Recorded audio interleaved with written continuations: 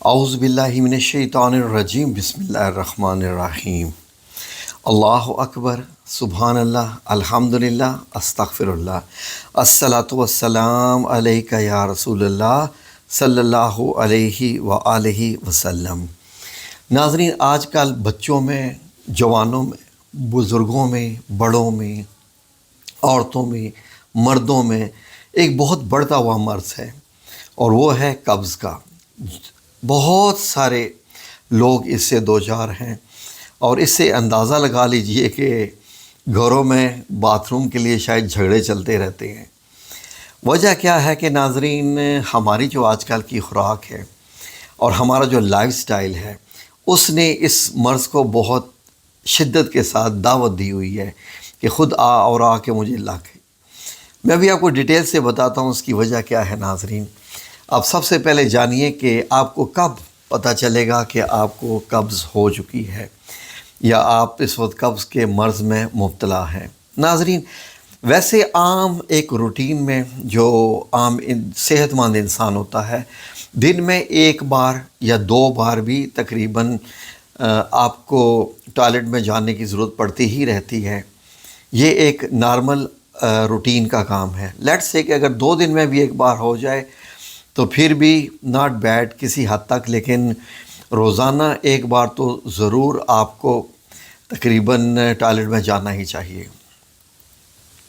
اب ناظرین، وجہ کیا ہوتی ہے کہ ہماری خوراک میں کچھ ایسی چیزیں شامل ہو گئی ہیں جس کی وجہ سے وہ بجائے اس کے کہ ہمارا معدہ ان کو نارمل روٹین کے غذا کے طور پر ان کو ٹریٹ کرے، نہیں، وہ تھوڑی ڈیفرنٹ غذائیں ہو جاتی ہیں۔ وہ کچھ ایسی غذائیں ہو جاتی ہیں کہ معدے کے لیے بھی مشکل ہو جاتی ہیں، آنتوں کے لیے بھی مشکل ہو جاتی ہیں۔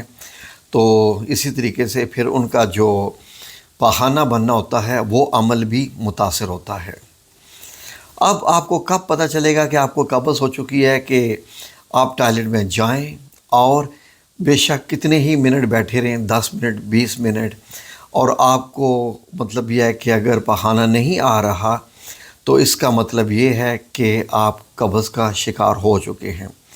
یا اگر آپ کو پخانہ آ تو رہا ہے بڑی مشکل سے، بہت زیادہ وقت لگا کے، زور لگا کے، لیکن ہو کیا رہا ہے کہ پخانہ اتنا سخت ہے کہ وہ آپ کے لیے تکلیف کا باعث بن رہا ہے۔ یہ جو معاملہ ہے نا، پخانے کا تکلیف کا باعث بننا، یہ بہت ہی تکلیف دہ عمل ہے، اور نقصان بھی پہنچاتا ہے، انجری کر دیتا ہے۔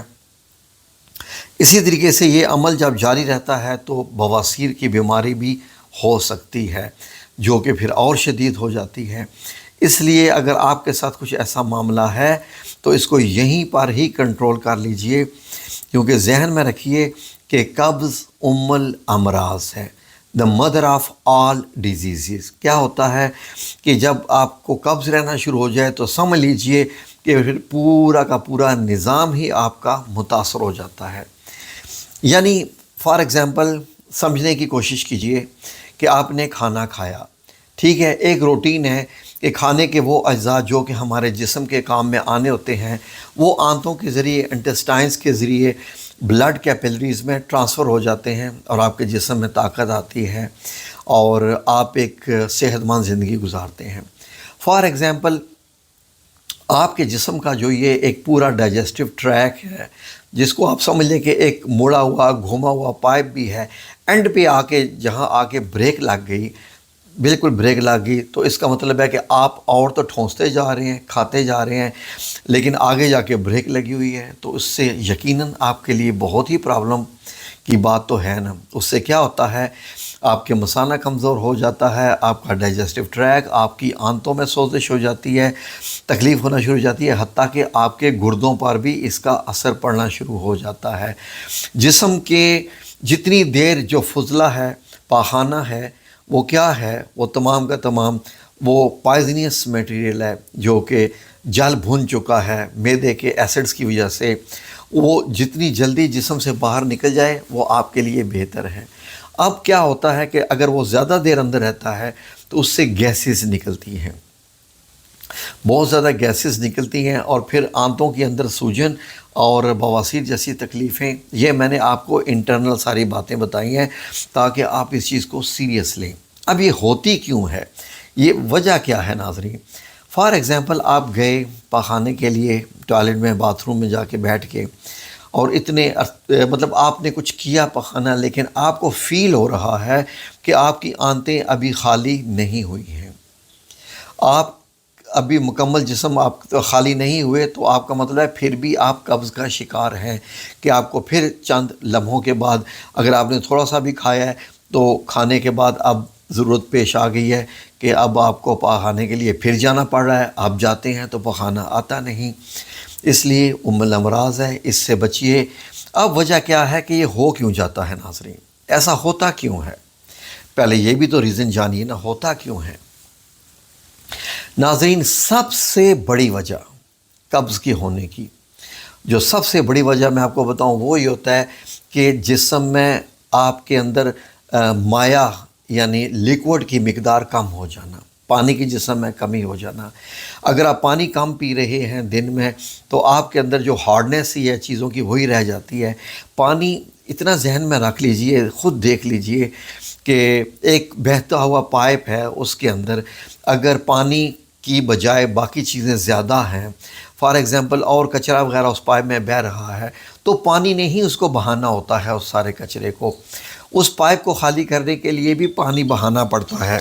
تو یہ سمجھنے کی بات ہے ناظرین، یہ سمجھنے کی بات ہے، اس پہ غور کیجئے کہ پانی ہی بہانا پڑتا ہے۔ تو اس لیے پانی کا انٹیک زیادہ رکھیے۔ Number 2، the most important thing, پانی پینے کے علاوہ آپ جب فائبرز کی مقدار کم لیتے ہیں، فائبر سے میری مراد ہے کہ اردو میں جس کو ہم ریشے دار کہتے ہیں، آسان لفظوں میں اگر آپ کو یہ میں بتاؤں تو یہ بتا سکتا ہوں کہ آپ جو آٹا، جو روٹی کھاتے ہیں، سفید روٹی جو میدے کی ہوتی ہے، وہ فائبر سے خالی ہوتی ہے، جبکہ جو چھلکا ہوتا ہے دانے کا، جو بھربھری روٹی ہوتی ہے جس کو براؤن روٹی کہتے ہیں، وہ فائبر والی ہوتی ہے۔ اسی طریقے سے اگر جب فائبر کی چیزیں آپ کم لیتے ہیں تو وہ معدے میں جا کے، جیسے عام زبان میں اگر ڈاکٹروں سے پوچھے تو وہ کہتے ہیں جی بس معدے میں جا کے وہ گولا سا بن گیا ہے، اب وہ چکنا ایسے چپک گیا آپس میں، وہ بال سا بن گیا ہے، معدہ اس کو کہاں کرے۔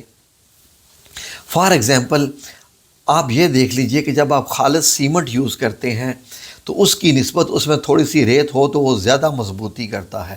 خالص سیمنٹ جو ہے وہ کڑک جاتا ہے، اس میں وہ مضبوطی نہیں آتی ہے جو کہ عموماً بیچ میں تھوڑی سی ریت سے، اگر آپ دیوار بنا رہے ہیں تو فرشوں کی بات نہیں ہو رہی۔ تو اس طریقے سے فائبرز ہمارے خوراک میں ہونا ضروری ہے۔ اب مسئلہ یہ آ گیا ہے کہ آج کل کے جو نئی نسل کے بچے ہیں، ان کے ہاں فائبر کا انٹیک بہت کم ہے۔ وہ بریڈ بھی لیتے ہیں تو وائٹ، کوئی بن وغیرہ بھی لیتے ہیں تو وائٹ، پھر اس طریقے سے روٹی بھی کھانا پسند کرتے ہیں تو وہ پروٹھا ٹائپ کا جو وائٹ کلر کا ہوتا ہے۔ یہ جو شاورمے وغیرہ آج کل سارے نکل آئے ہیں، یہ ساری وائٹ بریڈ ہے۔ یہ ساری چیزیں جب آپ انٹیک کریں گے وداؤٹ فائبر تو کیا ہوگا پھر؟ تو ناظرین، فائبر والی چیزیں لینا شروع کر دیجئے، پانی کا انٹیک زیادہ کیجئے، ورزش انتہائی ضروری ہے۔ ورزش کے بغیر جب آپ ورزش نہیں کرتے اور کھانا کھا کے سیدھا دھڑام سے بستر پہ ایسے بستر کے ساتھ چپک جاتے ہیں کہ جیسے کچھ نہیں، اسی لیے چہل قدمی کا کہا گیا ہے، کھانا کھانے کے بعد، اسپیشلی رات کا کھانا کھانے کے بعد منیمم 40 قدم چلنا اشد ضروری ہے۔ یہ تو وہ چیزیں ہیں جو کہ نارمل ہیں۔ فار ایگزامپل آپ کو قبض ہو گئی، اب آپ تکلیف میں ہیں، اب کیا کیا جائے؟ آپ سنیے، آپ گھریلو نسخے اس کے کیا ہیں، آپ کی خدمت میں عرض ہے، ذرا غور سے سنیے تاکہ آپ کو سمجھ آ سکے۔ رات کو سوتے وقت نیم گرم دودھ کے ایک گلاس میں ایک چھوٹا چائے کا چمچ زیتون کا تیل ڈال کے پی لیجئے۔ سننے، غور سے سنتے جائیے کیا کیا چیزیں۔ رات کو سوتے وقت نیم گرم دودھ کے ایک گلاس میں ایک چھوٹا چمچ، آپ کو اگر قبض سخت ہو چکی ہے اور آپ شدید تکلیف میں ہیں تو ایک چھوٹا چائے کا چمچ زیتون کے تیل کا ڈال کے آپ نے کیا کرنا ہے کہ وہ آپ نے رات کو سونے سے پہلے پی لینا ہے۔ آلرائٹ، ٹھیک ہے۔